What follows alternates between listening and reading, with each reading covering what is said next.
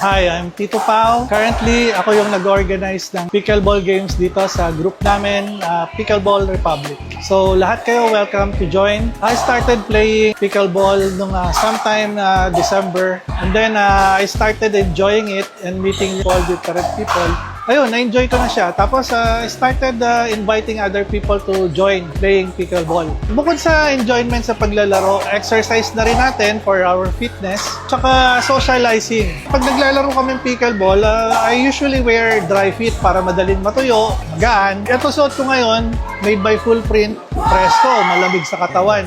You cannot go wrong with Full Print Manila. Yung mga planong magpagawa dyan ng team jersey, kontakin nyo lang sila sa page nila. Full Print Manila is madaling kausap, madali nyo silang makontakt through Facebook, mag-message lang kayo. Magagaling yung kanilang designer, walang minimum order. So kahit personalized na jersey, kaya-kaya nila. Madali silang kausap.